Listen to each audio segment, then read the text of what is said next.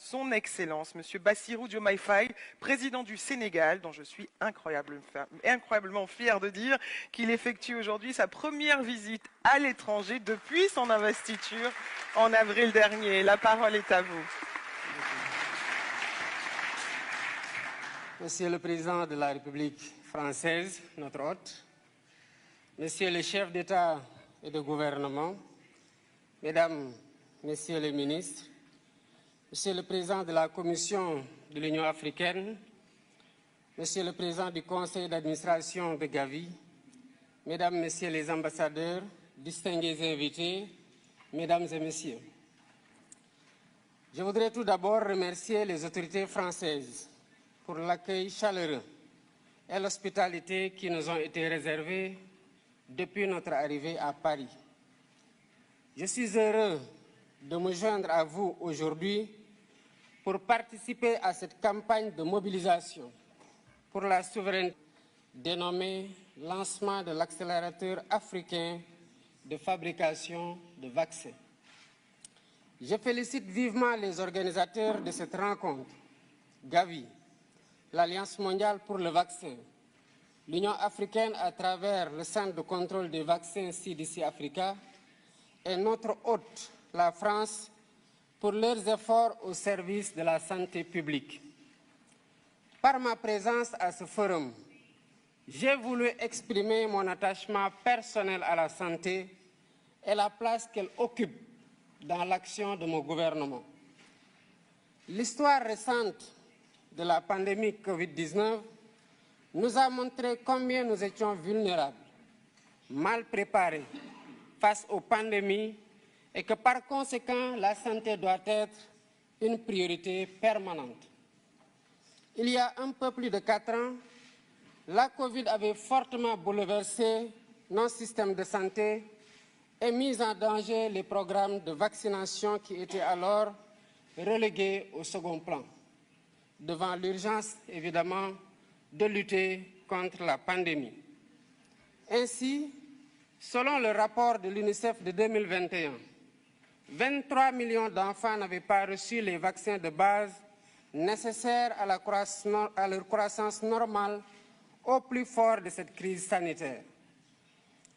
La pandémie avait surtout mis en évidence les disparités structurelles qui existaient déjà entre pays développés et pays en développement en matière de vaccination. Bien que l'Afrique représente environ 20% de la population mondiale, son industrie de vaccins fournit à peine 0,25% de l'offre mondiale. Le continent est encore largement tributaire d'autres régions du monde pour couvrir ses besoins. C'est dire l'immensité de la tâche qui reste à accomplir pour la souveraineté vaccinale de l'Afrique. Mesdames, Messieurs, en consacrant cette rencontre au lancement de l'accélérateur de la production des vaccins en Afrique, AVMA, Gavi et l'ensemble de ses partenaires s'inscrivent dans la voie pour corriger les points faibles du continent en matière de riposte face aux pandémies, telles que le manque d'équipements et de médicaments, mais surtout de vaccins. Nous avons vécu cela pendant la pandémie Covid-19 avec l'arrivée tardive et en nombre insuffisant des vaccins. Un des défis majeurs pour l'Afrique aujourd'hui, c'est de produire des vaccins, des médicaments et diagnostics, mais également d'accéder aux plateformes de commercialisation pour participer pleinement à la lutte contre les menaces sanitaires futures. C'est une volonté politique de l'Afrique et nous invitons tous les partenaires à soutenir cet agenda qui constitue une priorité au même titre que les autres priorités liées notamment aux situations de guerre ou de changement climatique. L'Afrique a les capacités de production locale de vaccins. Des pays pionniers s'y sont engagés, dont le Sénégal avec l'Institut Pasteur de Dakar. Je rappelle que cet institut existe au Sénégal depuis un siècle et qu'il a une expérience quasi centenaire dans la fabrication de vaccins. L'Institut Pasteur de Dakar a fabriqué son premier vaccin contre la fièvre jaune en 1937.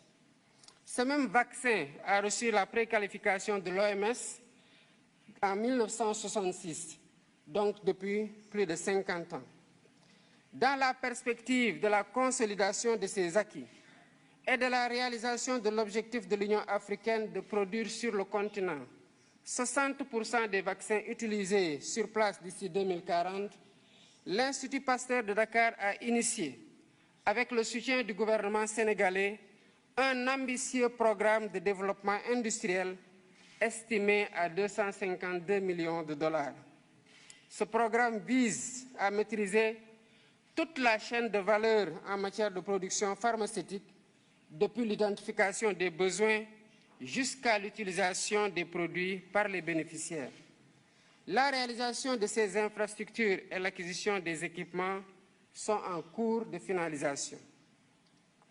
Le site du vaccinopole de Diamniadio, qui constitue une des entités de ce programme, aura une capacité de production annuelle de 3 millions de doses de vaccins de routine, épidémiques ou pandémiques, et utilisera les 3 plateformes technologiques dont l'ARN messager.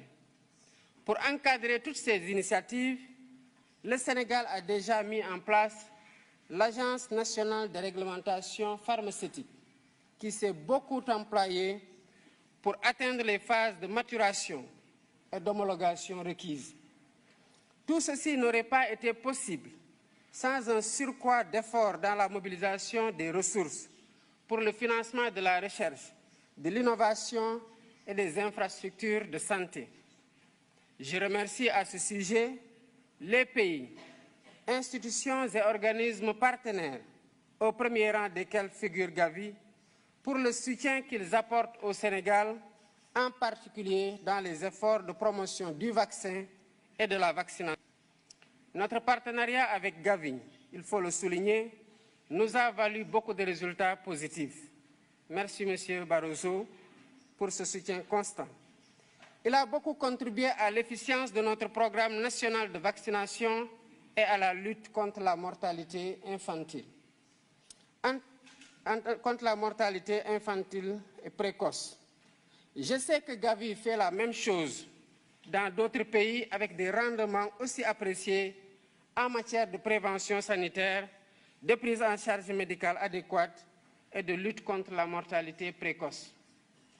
En tant que pivot essentiel de la solidarité et en reconnaissance des immenses services qu'il rend aux pays bénéficiaires, Gavi mérite le soutien continu de la communauté internationale.